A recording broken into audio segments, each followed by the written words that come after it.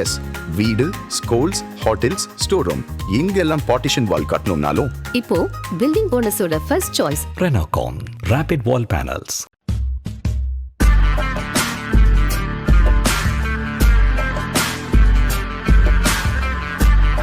வணக்கம் Jai Hind.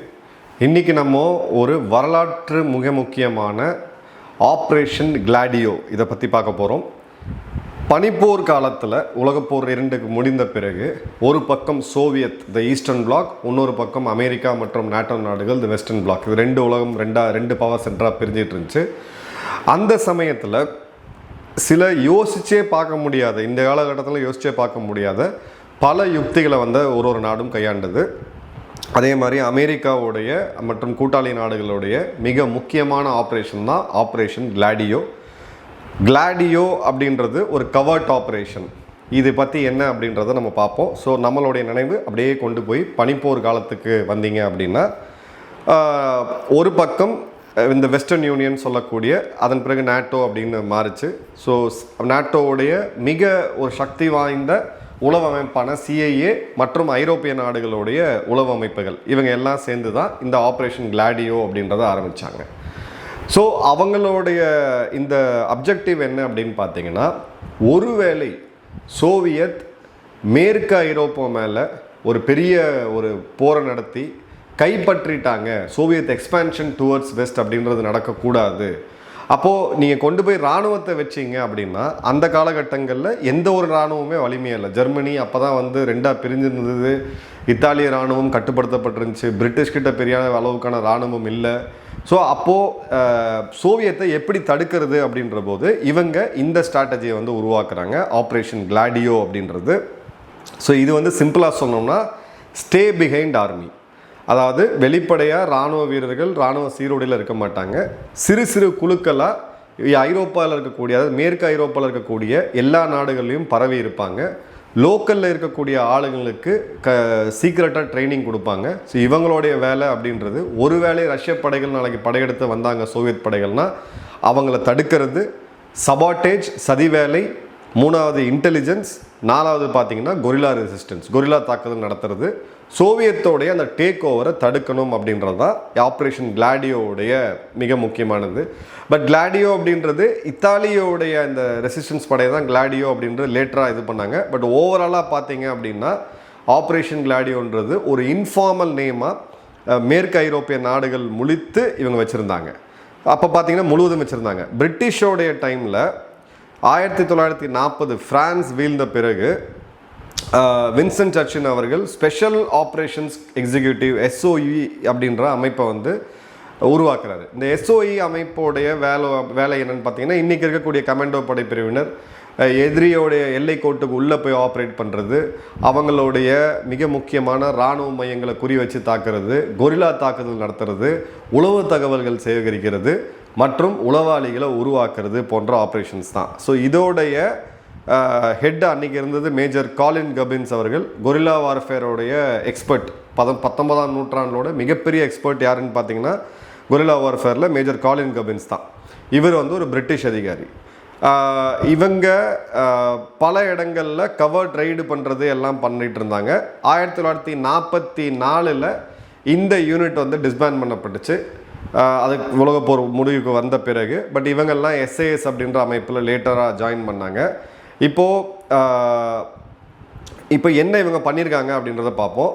1947 western union கேண்டஸ்டைன் committee அப்படின்னு சொல்லி WUCC அப்படின்ற அமைப்பு உருவாக்கப்பட்டுச்சு. ஃப்ரான்ஸ், UK, பெனிலஸ் அப்படின்னு சொல்லி SBOடைய பாலிசி. நாட்டோ இது இங்கிருந்தால் நாட்டோ உருவாச்சு. நாட்டோவுடைய ப்ரீ நாட்டோ அமைப்பு தான் இது. அதன் பிறகு பார்த்தீங்க அப்படின்னா 1957 58 6 கமிட்டிஸ் உருவாக்கப்பட்டுச்சு. அதில் ACC அப்படின்றது ஒன்று. இந்த SBs எல்லாம் திரும்ப ஒன்று சேர்த்து, அதாவது இந்த ஸ்டே பிஹைண்ட் யூனிட்ஸை திரும்ப ஒன்று சேர்த்து ஆப்ரேஷன் கிளாடியோ அப்படின்னு சொல்லி ஒரு பொது அமைப்பு கீழே கொண்டு வரணும் சோவியத்துக்கு எதிராக அப்படின்றது தான் இவங்களுடைய ஒரு மிக முக்கியமான ஒரு குறிக்கோளாக இருந்துச்சு. இப்போது நாட்டோவோட இன்டகிரேட் பண்ண பிறகு இந்த ஒரு குறிப்பிட்ட ஆப்ரேஷன் மிக மிக டாப் சீக்ரெட்டாக வச்சுருந்தாங்க. அந்த காலகட்டங்களில் யாருக்குமே வெளியே தெரியல. சோவியத்தோட உளவுத்துறையான கேஜிபியுமே இதை பற்றி கொஞ்சம் ஐடியா இல்லாமல் இருந்தாங்க. அதே மாதிரி பார்த்தீங்க அப்படின்னா பல நாடுகளுடைய பாராளுமன்றத்துக்கே தெரியாது. இது எல்லாமே ஜனநாயக நாடுகள், மேற்கு ஐரோப்பா, அமெரிக்கா. பட் இவங்க நாட்டுடைய பாராளுமன்றத்துக்கே தெரியாது. கடைசியாக எப்போ இது வெளியில் வந்துச்சுன்னா, பனிப்போர் முடிந்து ரஷ்யா வீழ்ந்த பிறகு 1990 ஆண்ட்ரோட்டி, அதாவது இத்தாலியோடைய அன்றைய பிரதமர், அவர் வந்து என்ன சொன்னாருன்னு பார்த்தீங்கன்னா, இந்த கிளாடியோ அப்படின்ற இந்த ஸ்டே பிஹைண்ட் யூனிட் அப்படின்றது நம்ம நாட்டிலையுமே இருக்குது அப்படின்னு சொல்லி, அதன் பிறகு யூகேவோடைய பாராளுமன்றம் மற்றும் எல்லாமே இது ஒரு சீக்ரெட், கம்ப்ளீட்டாக திரைக்கு கீழே இருக்கக்கூடிய இராணுவம் பொதுமக்களுக்கு தெரியாது, காவல்துறைக்கு தெரியாது, அவங்க நாட்டு உளவமைப்பில் இருக்கவங்களுக்கே பல பேருக்கு தெரியாது, பாராளுமன்றத்துக்கு தெரியாது, எதிர்க்கட்சிக்கு தெரியாது, அதில் இருக்கக்கூடிய சில முக்கியமான ஆட்களுக்கு மட்டும்தான் தெரியும். ஸோ அப்போது இத்தாலியோட பிரதமர் தான் இந்த இடத்துல வந்து ஒரு விசில் ப்ளோயராக மாறினார். அதன் பிறகு இந்த யூனிட் இருக்கிறது எல்லாருக்குமே தெரிய வந்துடுச்சு. நேட்டோடைய இந்த ஆர்கனைசேஷன் அப்படின்றது, நேட்டோ என்ன சொன்னாங்கன்னா, நாங்கள் வச்சுருந்தோம், ஆனால் இதை வந்து நாங்கள் என்றைக்குமே பயன்படுத்தலை, ஆக்டிவேட்டே பண்ணலை அப்படின்ற வார்த்தையை சொல்லியிருந்தாங்க. பட் பல இடத்துல பார்த்தீங்க அப்படின்னா கம்யூனிஸ்ட்டை வீழ்த்துறதுக்கான பல ஆப்ரேஷன்ஸை இந்த யூனிட்ஸ் வந்து உலகம் முழுக்க பண்ணியிருக்காங்க. ரொம்பவும் இன்ட்ரெஸ்டிங், ஒரு திரைப்படம்க்கு எடுக்கக்கூடிய ஒரு தகுதியான ஒரு ஸ்டோரி இது. அதே மாதிரி பார்த்தீங்கன்னா இந்த கிளாடியோ நெட்வொர்க்குன்றது ஆயிரக்கணக்கான லட்சக்கணக்கான ஆயுதங்களை பதுக்கி வச்சுருந்தாங்க. லோக்கலில் இருக்கக்கூடிய மக்களை சீக்ரெட்டாக எடுத்து, அவங்களுக்கு வந்து இந்த கிளாடியோ நெட்வொர்க் என்ன, ஸ்டே பிஹைண்ட் யூனிட் என்ன எதுவுமே தெரியாது. ஒரு கேங்ஸ்டர்ஸ் மாதிரி, ஒரு மாஃபியா மாதிரி ஏதோ ஒரு ஃப்ரண்ட் ஃபேஸ் ஒன்று கொடுத்துட்டு தொடர்ந்து இவங்க வந்து கம்யூனிகேஷன் சிஸ்டம்ஸ் எஸ்டாப்ளிஷ் பண்ணுறதுன்னு சொல்லி ஒரு மினி இராணுவம், ஒரு நாட்டுக்குள்ளேயே தன்னுடைய இராணுவத்துக்கே தெரியாத ஒரு இராணுவமாக பல நாடுகளில் வந்து இவங்க இருந்திருக்காங்க. ஸோ 90 வந்து இவங்க எக்ஸ்போஸ் ஆகுறாங்க. எக்ஸ்போஸ் ஆன பிறகு இவங்களுடைய இது வந்து போகுது, இந்த பேண்ட் வந்து டிஸ்பேண்ட் ஆகுது. மேபி இப்போ கூட அவங்க வேறு ஏதாவது ஒரு இதில் இருக்கலாம், பட் அஃபிஷியலாக அவங்க டிஸ்பேண்ட் பண்ணுறேன்னு சொல்கிறாங்க. ஸோ 40கள்லேருந்து 50 இது உருவாகுது. 50கள்லேருந்து 1970 இது ஃபார்ம் ஆன பிறகு இதற்கான பயிற்சி யுத்திகள், போர் யுத்திகள், secret communication system, secret finance system, சீக்ரெட்டான வெப்பன் ஸ்டோரேஜ் எல்லாமே, கொரில்லா தாக்குதலேருந்து இன்டெலிஜென்ஸ்லேருந்து எல்லாமே இது வந்து கம்ப்ளீட்டாக ஒரு டாப் சீக்ரெட் மிஷனாக வந்து 20 வருட காலம் இது வந்து உருவாக்கப்படுது. அதன் பிறகு பார்த்தீங்கன்னா 70 to 80 பனிப்போர் பீக்கில் இருந்த டைமு. இதில் பல இடங்களில் நல்லா கவனிங்க, இங்கே தான் இவங்களுக்கு முக்கியம் வருது. அமெரிக்கா, நாட்டோ நாடுகள் சொன்னது இது நாங்கள் பயன்படுத்தவே இல்லை அப்படின்னு சொல்லிட்டு, பட் பல இடங்களில் பயங்கரவாத தாக்குதல் செஞ்சது, ஃபால்ஸ் ஃப்ளாக் பாம்பிங்ஸு, சோவியத்தை குறி வச்சு சோவியத் செய்ததாக காமிக்கிறதுக்காக பல பாம்பிங்ஸை பண்ணிவிட்டு, அதன் பிறகு பார்த்தீங்கன்னா சோவியத் சார்பாக இருந்த இந்த லெஃப்டிஸ்ட் குரூப்ஸ், அன்றைக்கி ரஷ்யாவுடைய சோவியத்தோட தாக்கம் உலகம் முழுக்க இருந்துச்சு. அமெரிக்காவுடைய நட்பு நாடுகள் கூட இவங்க வந்து அந்தளவுக்கு இது வச்சுருந்தாங்க. அதே மாதிரி கம்யூனிஸ்ட் நாடுகள், கம்யூனிஸ்டை செயல்பட்டு கொண்டிருந்த நாடுகளுடைய தலைமையை வீழ்த்துறது, அசாசினேஷன்ஸ், தலைவர்களை கொல்றது, குண்டு வைக்கிறது, பொலிட்டிக்கல் அண்ட்ரஸ்ட், கலவரங்களை உருவாக்குறதுன்னு போன்ற பல விஷயங்களை இவங்க பண்ணிட்டு இருந்திருக்கிறாங்க அப்படின்றத பார்க்குறோம். 90களில் தான் கடைசியாக கிலியோ ஆண்ட்ரோட்டி, இத்தாலியோடைய பிரதமர் வந்து இதை பாராளுமன்றத்தில் இதை பற்றி சொல்கிறார். அதன் பிறகு இதை யாரெல்லாம் ஒத்துக்கிறாங்கன்னு பார்த்தீங்கன்னா, பெல்ஜியம் ஒத்துக்குது, ஜெர்மனி, சுவிட்சர்லாந்து, ஃப்ரான்ஸ் வந்து இந்த மாதிரியான ஆப்ரேஷன் நாங்களும் பண்ணோம் அப்படின்னு சொன்னாங்க. 1990லேருந்து 92 ஐரோப்பாவுடைய பாராளுமன்றம் இது வந்து தவறான ஒரு விஷயம், பல இடங்களில் இவங்க வந்து நாட்டோவுக்கு எதிராகவே, சொந்த நாட்டுக்கு எதிராகவே இவங்க செயல்பட்டுருக்காங்க, சிஐஏவுடைய கண்ட்ரோலில் இருக்கக்கூடிய ஒரு உளவு பிரிவாக இவங்க செயல்பட்டுருக்காங்க அப்படின்ற இதை வந்து கொண்டு வந்திருக்காங்க. ஸோ இப்போது எங்கெங்கெல்லாம் அப்படி வருதுன்றதை குயிக்காக பார்ப்போம். இட்டாலியில் தான் இந்த பேர் அஃபிஷியலாக ரிலீவ் ஆகுது, கிளாடியோ அப்படின்னு சொல்லிட்டு. இதை கண்ட்ரோல் பண்ணிகிட்டு இருந்தது சிஏஏ, நாட்டோ மற்றும் சிஸ்மின்னு சொல்லக்கூடிய இட்டாலியோடைய மிலிட்ரி இன்டெலிஜென்ஸ். மிகப்பெரிய ஒரு ஸ்டே பிஹைண்ட் நெட்வொர்க் இங்கே தான் இருந்திருக்குது. 1969 பியாசனா ஃபாண்டனோ பாம்பிங்னு கூகுள் பண்ணிங்களா தெரியும்.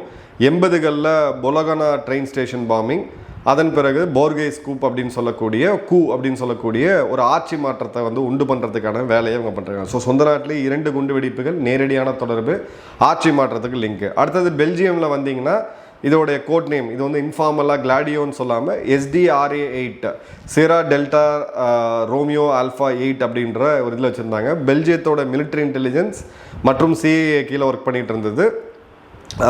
எக்கச்சக்கமான ஆயுதங்களை வந்து இவங்க வந்து வச்சுக்கிட்டு இருந்தாங்க உள்ள. அமெரிக்காவுடைய துருப்புகளை, ஜெர்மனியில் இருந்து அமெரிக்காவுடைய துருப்புகளை ட்ரெயின் பண்ணதும் இவங்க தான்.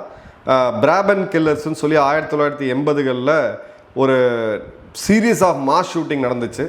இது வந்து யாராலும் ப்ரூவ் பண்ண முடியல, பட் அவங்களுக்கும் இவங்களுக்கும் லிங்க் இருக்குது அப்படின்னு சொல்லி சந்தேகப்பட்டாங்க. பிறகு ஃப்ரான்ஸில் பார்த்தீங்க அப்படின்னா பிளான் ப்ளூ அப்படின்னு சொல்லிட்டு ஒரு ஃப்ரெஞ்சோட இன்டெலிஜென்ஸான அமைப்பான SDECயும் நாட்டோவும் சேர்ந்து இதை ரன் பண்ணிட்டு இருந்திருக்காங்க. இந்த இடத்துல பார்த்தீங்கன்னா அல்ஜீரியா யுத்தத்திலையும் இந்தியா சீன யுத்தத்திலையும் இது பயன்படுத்தப்பட்டிருக்கு. இது எப்படி இந்திய சீன யுத்தத்தில் பயன்படுத்தினாங்கன்ற ஆராய்ச்சி நம்ம உள்ள டேட்டில் பார்த்து தான் தெரியும். பட் அல்ஜீரியா யுத்தத்திலையும் இந்தியா சைனாவுடைய 62 யுத்தத்துலையுமே வந்து ஃப்ரெஞ்சோடைய இந்த கிளாடியோ படைப்பிரிவு வந்து எங்கேயோ பயன்படுத்தியிருக்காங்க அப்படின்றத பார்க்குறோம். இதில் வந்து ஃப்ரான்ஸ் பெரிய அளவுக்கான ஒரு இதை வந்து கொடுக்கல.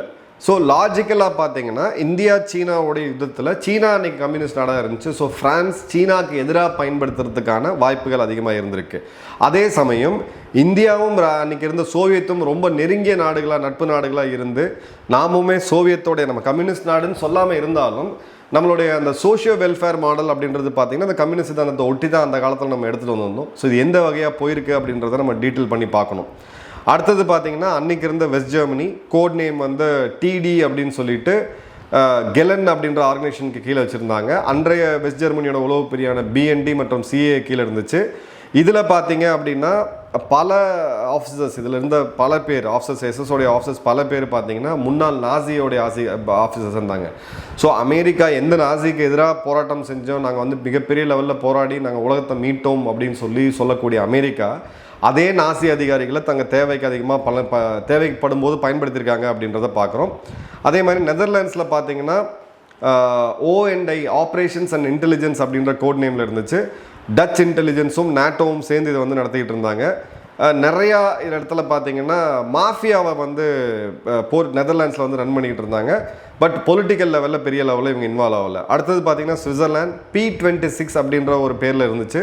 சுவிட்சர்லாந்து இன்டெலிஜென்ஸும் MI6 பிரிட்டிஷ் உளவுத்துறையும் சேர்ந்து நடத்தினாங்க. ஒரு 600 பேர் இருந்த மிக முக்கியமான நெட்வொர்க்கு. அதே மாதிரி பார்த்தீங்கன்னா சோவியத்துக்குள்ள மிகப்பெரிய ஒரு புரட்சியை உண்டு பண்ணணும், கம்யூனிஸ்டுக்கு எதிரான அந்த மக்கள் புரட்சியை கொண்டு வரணும் அப்படின்றதுல மிக முக்கியமான இதை கொண்டு வந்தாங்க. பல போராட்டங்கள் அங்கே நடந்ததுக்காக இவங்க தான் காரணம்.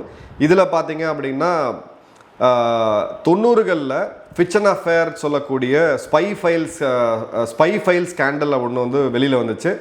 அந்த இடத்துல MI6 பிரிட்டிஷ் உளவுத்துறையோடைய நேரடி கண்ட்ரோலில் சுவிட்சர்லாண்டுக்குள்ளே இந்த சீக்ரெட் அமைப்பு செயல்பட்டது அந்த காலகட்டங்களில் சுவிஸ் மக்களுக்கு ஒரு மிகப்பெரிய அதிர்ச்சி கொடுத்தது. ஏன்னா சுவிட்சர்லாண்டு என்றைக்குமே ஒரு நியூட்ரல் நாடு. உலகப் போர்லேயே இந்த பக்கமும் இல்லாமல் அந்த பக்கமும் இல்லாமல் நியூட்ரலாக நின்றுட்டு இருந்தாங்க. அந்த நாட்டுக்குள்ளேயே பிரிட்டிஷோடைய நாட்டோவை சேர்ந்த பிரிட்டிஷோடைய ஒரு உளவு பிரிவு நேரடியாக ஒரு 600 பேர் சேர்ந்த ஒரு இயக்கத்தை வந்து உள்ளே இயக்கிட்டு இருந்தாங்க அப்படின்றது சுவிட்சர்லாண்டுக்கு ஒரு பெரிய அதிர்ச்சியாக இருந்தது. அடுத்தது பார்த்தீங்கன்னா ஆஸ்திரியா, இதற்கு கோட் நேம் என்னன்னு தெரியல. ஆஸ்திரியாவோட இன்டெலிஜென்ஸும் நாட்டோவும் சேர்ந்து பண்ணது.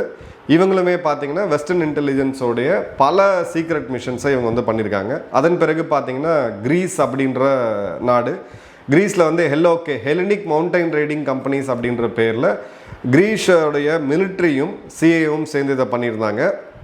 இதில் பல பேராமிலிட்ரி யூனிட்ஸை இந்த ஆன்டி கம்யூனிஸ்ட் ஆப்ரேஷனில் இது பண்ணியிருந்தாங்க. அதே மாதிரி பார்த்தீங்கன்னா 67 நடந்த ஆட்சி மாற்றத்தில் கிரீக்கோடைய மிலிட்ரிக்கு இராணுவ இராணுவ கழகம் வந்து ஒரு நடந்துச்சு. அதுக்கு மிக முக்கியமாக இந்த எல்ஓகேன்ற கிளாடியோ அமைப்பு வந்து சப்போர்ட் பண்ணியிருக்கிறாங்க அப்படின்றத இவங்க வந்து டாக்குமெண்ட் பண்ணியிருக்காங்க. அதன் பிறகு பார்த்தீங்கன்னா துருக்கியில் கவுண்டர் கொரில்லா அப்படின்ற ஒரு பேரில் துருக்கியோடைய மிலிட்ரி மற்றும் அவங்களுடைய உளவுத்துறையான MIT மற்றும் நாட்டோ வந்து இது பண்ணியிருந்தாங்க. இந்த இடம் தான் ரொம்ப ரொம்ப முக்கியமானது. பல கதிகலங்க வைக்கக்கூடிய டார்ச்சர் ப்ரோக்ராம்ஸ், உலகத்திலிருந்து கைது செய்யப்படக்கூடிய பல கம்யூனிஸ்ட் அமைப்புகளுடைய தலைவர்கள் அவங்க டார்ச்சர் பண்ணுறது, இடதுசாரிகளுக்கு எதிரான ஒரு கடுமையான கேம்பெயின். 1980 சோவியத்துக்கு ஆதரவாக இருந்த ஒரு ஆட்சியை வந்து வீழ்த்தினது. அதே மாதிரி துருக்கியோடைய டீப் ஸ்டேட் அப்படின்ற வார்த்தையே துருக்கியிலேருந்து தான் உருவாச்சு. அதுக்குமே ஒரு நல்ல கனெக்ஷன் இருந்திருக்காங்கன்றதை பார்க்குறோம். அடுத்தது ஸ்வீடிஷோடைய செக்யூரிட்டி சர்வீஸ் SAPO, அவங்களோட இவங்க வந்து ரொம்ப ஒரு இதில் இருந்திருக்காங்க. ஸ்டாக்ஹோமில் பல கோஆப்ரேஷன்ஸ் ஸ்வீடனுக்கே தெரியாமல் CAOடைய நேரடி கண்ட்ரோலில் இவங்க ஆப்ரேட் பண்ணிட்டு இருந்திருக்காங்க. அதன் பிறகு பார்த்தீங்கன்னா நார்வே ROC அப்படின்ற பேரில், அதன் பிறகு பார்த்தீங்கன்னா டென்மார்க்கில் டேனிஷ் செக்யூரிட்டி இன்டெலிஜென்ஸ் சர்வீசஸ் மற்றும் CAOடைய நேரடி தொடர்பில், போர்ச்சுகலில் பார்த்தீங்க அப்படின்னா அகிண்டர் பிரஸ் அப்படின்னு சொல்லக்கூடிய ஒரு ஃப்ரண்ட் ஆர்கனைசேஷனை வச்சு இந்த இடத்துல பல கவர்ட் ஆப்ரேஷன்ஸாக பண்ணியிருக்காங்க. ஃபார் ரைட் அசாசினேஷன்ஸ் மற்றும் ஆப்பிரிக்காவில் நடந்த காலனி ஆதிக்கத்துக்கு நடுவில் நடந்த போர், பெல்ஜியத்தோட காலனி, பிரெஞ்சோட காலனி, லட்சக்கணக்கான மக்கள் கொல்லப்பட்ட போது இவங்களுடைய தொடர்பு வந்து அங்கே இருந்திருக்கு. அடுத்தது பார்த்தீங்கன்னா ஸ்பெயின்லேயுமே பார்த்தீங்க அப்படின்னா இந்த வலதுசாரி பயங்கரவாதத்துக்கு உதாரணத்துக்கு அட்டோச்சா மேசக்கர் 1977 நடந்துச்சு. இதுக்குமே இவங்களுடைய தொடர்பு வந்து ரொம்ப அதிகமாக இருந்துச்சு. பிறகு ஃபின்லாண்டில் WCC அப்படின்ற ஒரு பேரில் இவங்க இது பண்ணியிருந்தாங்க. கிட்டத்தட்ட ஒரு 10,000 வெப்பன்ஸ் ஆயுதங்கள் ஃபின்லாந்து முழுக்க வந்து புதைக்கப்பட்டிருந்துச்சு. அதன் பிறகு 1500 பேர் இந்த இடத்துல இந்த வெப்பன் கேஷே இப்போ இதில் வந்து மாட்டினாங்க. இதில் பல இடங்களில் சிஏஏவோட நேரடி கண்ட்ரோலில் ஃபின்லாண்டில் இருந்த இந்த கிளாடியோ அமைப்பு செயல்பட்டு இருந்திருக்கு. சிஏஏக்கு தெரியாமல் அதே மாதிரி நம்மளோட MI6 பிரிட்டிஷ் உளவுத்துறையோட கண்ட்ரோல்லையுமே செயல்பட்டு இருந்திருக்காங்க. ஸோ ஓவராலாக பார்த்தீங்க அப்படின்னா இதில் ரொம்ப ரொம்ப ஃபேமஸானது இட்டாலியோடைய பியாசா ஃபாண்டானா பாம்பிங் 1969, அதன் பிறகு 1972 பிட்டானோ கார் பாம்பிங், அதன் பிறகு 74 நடந்த லாகியா பாம்பிங், அதன் பிறகு 74 நடந்த இட்டாலிகஸ் எக்ஸ்பிரஸ் ஒரு ட்ரெயின் பாம்பிங், அதன் பிறகு பொலாக்னா ரயில்வே ஸ்டேஷனில் நடந்த ஒரு மேசக்கர், கிட்டத்தட்ட 85 பேர் கொல்லப்பட்டாங்க. அதுக்கும் இந்த அமைப்புக்கும் இருந்துச்சு. அதே மாதிரி பார்த்தீங்கன்னா பெல்ஜியம், பிரான்ஸ், யூரோப்பா போன்ற பல நாடுகளில் இவங்க இருந்திருக்காங்க. ஸோ இந்த ஆப்ரேஷன் கிளாடியோவுடைய ஒரு மிக முக்கியமான பார்வை என்ன அப்படின்னா, பேருக்கு, அதாவது இதோடைய அப்ஜெக்டிவ் என்ன, சோவியத்தோடைய படைகள் ஊடுருவி மேற்கு ஐரோப்பாவை ஆக்கிரமிக்கிறது நம்ம தடுக்கணும், அதுக்கு சீக்கிரட்டாக சில படைகள் பிரிவில் வைக்கணும் அப்படின்னு சொன்னாலும் 1950களில் ஆரம்பித்து கிட்டத்தட்ட 1990கள் வரைக்கும் அமெரிக்க உளவுத்துறையோடைய நேரடி கண்ட்ரோலில் தான் இவங்க ஐரோப்பா முழுக்க இயங்கிட்டு இருந்திருக்காங்க. இதில் நாட்டோ நாடுகள் மட்டும் இல்லாமல் ஸ்வீடன், சுவிட்சர்லாந்து, டென்மார்க் போன்ற நாடுகள்லையுமே இந்த படைப்பிரிவு வந்து இருக்குது. ஸோ அமெரிக்கா சர்வ வல்லமை படைத்த நாடாக உருவாகினதுக்கு அந்த நாட்டோடைய ஊடுருவல், அந்த நாட்டோடைய என்ன மாதிரியான இது எதுலேயுமே ஒரு நியாயம் தர்மமெல்லாம் பார்க்காம ஒரு மூர்க்கத்தனமான சாதுரியமான புத்திசாலித்தனத்தை கொண்ட ஒரு நாடாக அமெரிக்கா அந்த காலகட்டங்களில் இருந்ததுனால தான் இன்றைக்கும் இந்த உலகத்தோடைய நம்பர் 1 சக்தியாக அவங்க ஆட்சி செஞ்சுட்டு இருக்காங்க. ஸோ இது உளவுத்துறைகள் அப்படின்றது ஜஸ்ட் லைக் தட் கிடையாது. ஒரு 26 நாடுகளில் அந்த நாடுகளுடைய அரசியல் தலைமைக்கே தெரியாமல் ஒரு அமெரிக்காவுடைய நேரடி கண்ட்ரோல் ஒரு இயக்கம் இயங்கிக்கிட்டு இருக்கு அப்படின்னா அமெரிக்காவுடைய ரீச் அப்படின்றது எந்த அளவுக்கு இருக்கும் அப்படின்னு யோசிச்சு பாருங்க. ஸோ இந்த அனாலிசிஸ் எடுக்கிறதுக்கு நமக்கு வந்து இந்த மொத்த டாக்குமெண்ட்டையும் நம்ம கம்பைல் பண்ணி ஆராய்ச்சி செய்து முடிக்கிறதுக்கு கிட்டத்தட்ட 1 வார காலமாச்சு.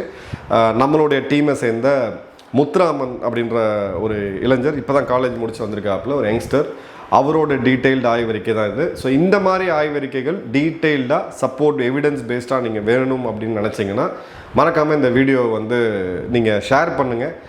ப்ளஸ் உங்களுடைய வேறு என்ன டாபிக்ஸ் உங்களுக்கு தேவை அப்படின்றதையும் ஒரு கம்யூனிட்டி போஸ்ட்டில் ஒரு போஸ்ட் போடுறோம், அதில் போய் நீங்கள் வந்து போடுங்க. ஏன்னா கம்யூனிட்டி போஸ்ட்டில் வர கமெண்ட்ஸ் அதிகமாக நம்மளை ஃபுல்லாக வந்து ஆய்வு செய்ய முடியல, இதுக்காக ஒரு இது பண்ணுறோம். ஸோ ஆப்ரேஷன் கிளாடியோ, அமெரிக்கா மற்றும் MI6 இவங்களுடைய லெவல் எந்த அளவுக்கு அந்த காலகட்டங்களில் இருந்திருக்கு, அவ்வளோ பெரிய ஒரு சோவியத்தை எப்படி வீழ்த்தினாங்க அப்படின்றதுக்கான ஒரு சிறு உதாரணம் தான் இந்த ஆப்ரேஷன் கிளாடியோ. நன்றி, வணக்கம், ஜெயஹிந்த்.